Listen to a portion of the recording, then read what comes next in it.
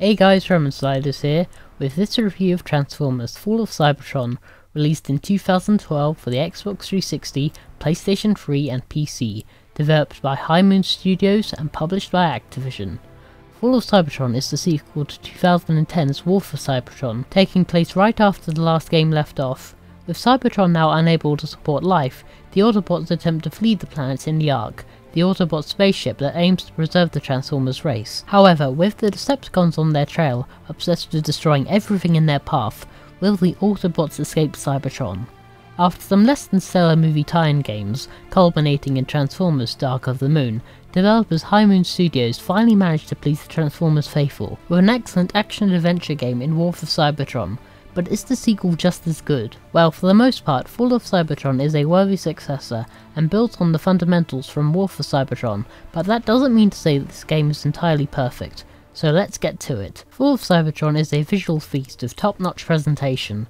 The game still takes place on Cybertron, but the game's visuals are more detailed and varied.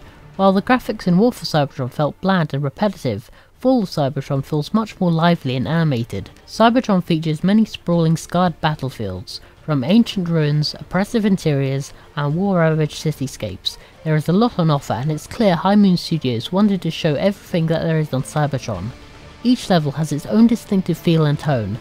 No two levels are the same, even if you happen to be playing with the same Transformer.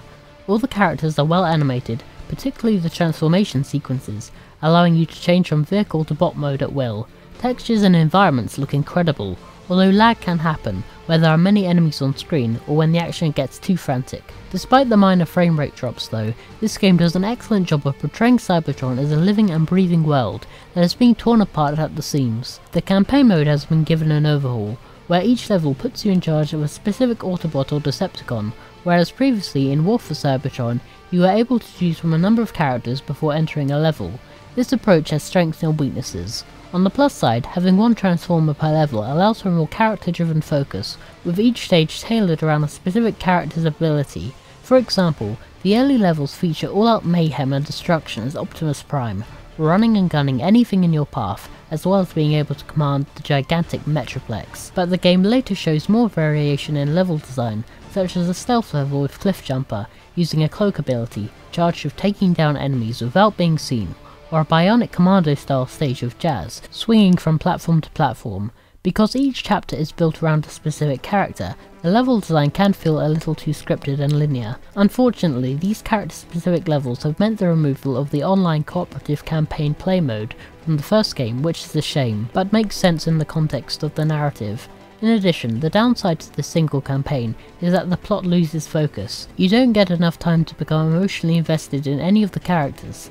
Just when you get used to a Transformers' particular style, it's on to the next level and character. In this respect, I felt the game needed a slower pace instead of jumping around between characters and the Autobot and Decepticon factions. At times it did feel strange playing as the Autobots and suddenly switching to the Decepticons, seemingly trying to undo the progress I had made with the former. I felt the game would have benefited from a more structured campaign, such as the separate Autobots and Decepticon campaigns from War for Cybertron. Like its predecessor, Fall of Cybertron is a third-person shooter, where players can control each Transformer in both of their modes. The game does not feature a traditional health system, instead opting for regenerative health, where players are able to restore health when not in battle. Each weapon in Fall of Cybertron is fully upgradable and take on all manners of effects, such as a faster rate of fire and increased damage. These upgrades are purchased using the in-game currency Energon from Teletron 1 terminals located throughout the game. Although cooperative campaign play has been removed, the multiplayer of Fall of Cybertron remains strong. The Escalation Survival mode returns, pitting you and 3 other players against 15 waves of increasingly difficult enemies, challenging you and your teammates to survive till the end. But this isn't just all-out multiplayer mayhem, there is a strategic element which you have to master if you're going to get through this mode at all. For example, one team member will have a healing beam, while another will be able to refill the team's ammunition. This strategy of pooling and managing your team's resources makes Escalation really engaging, particularly when deciding what upgrades to buy, which can drastically affect your progress in subsequent stages. For me, Escalation mode was one of the real standout features of this game. For those wanting more traditional multiplayer modes, they are present, with variations of Capture the Flag, Team Deathmatch and Conquest modes available. Being able to change between robot and vehicle mode on the fly adds to the urgency and the chaotic gameplay, and plays to the Transformers' strengths by constantly mixing up the different game styles that are at your disposal. Adding to the richness of the multiplayer mode is the deep customization feature. As players level up and earn points in multiplayer, characters can be upgraded in a number of ways, endlessly tweaking the different classes. But what's even more awesome is the ability to start from scratch and create your own custom Transformer and sending him out into battle, trying out different classes and playstyles. The game's music goes for the action blockbuster vibe, with a score that is full of ambient, moody sounds that perfectly captures the darker tone of the game. Once again, the voice of Optimus Prime returns in the form of Peter Cullen, who voiced the character in the 80s cartoon, as well as all the Transformer movies. Hearing the original Optimus Prime was one of the few reasons that made those films watchable, but I digress. As you can expect from such a large cast of characters, there is plenty of cheesy dialogue, wisecracks and witty banter. It can be over the top at times, but those who watch the original cartoon aren't going to mind, and personally, I'd be disappointed if there wasn't cheesy dialogue. Fall of Cybertron and War for Cybertron are primarily based on the IDW comics that started in 2005, featuring a reboot of the Generation 1 series, where the pre-Optimus Prime Orion Pax works as a librarian before joining the Autobot cause. Both War and Fall for Cybertron takes the Civil War arc as its starting point, where an inexperienced and a reluctant Orion Pax becomes the new Autobot leader after the death of Zeta Prime, thus being christened Optimus Prime. The game also takes inspiration from the 80s cartoon series, particularly the 1986 Transformers movie, which saw a number of character deaths including Starscream, Prowl and more controversially Optimus Prime, and the third season of the show, which took a much more grimmer tone with darker storylines. However, Optimus Prime would eventually return to the series at the end of the third season, in The Return of Optimus Prime, after much public outcry.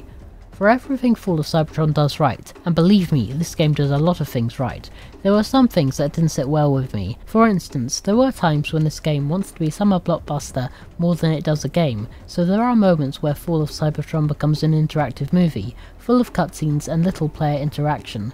Though the game may be visually stunning, it does detract somewhat from the gameplay itself.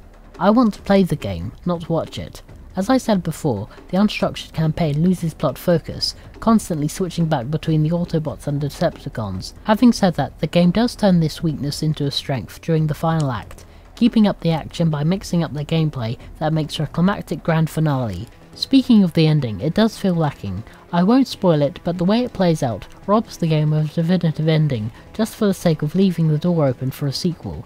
Despite all the shortcomings though, Transformers Fall of Cybertron is the definitive Transformers game. Up until this point, my favourite Transformers game had been the PlayStation 2 Transformers game in 2004, but Fall of Cybertron has become my favourite Transformers game. It's the complete experience, packed with replay value thanks to a robust multiplayer and in-depth customization tools. I'd highly recommend you pick up this game, as you won't be disappointed in the least. Well, that's the end of this review. Thanks so much for watching. If you liked what you saw, please comment, like this video, share and subscribe, as that would be much appreciated. Check out my Facebook page for more updates, and remember, till all are one.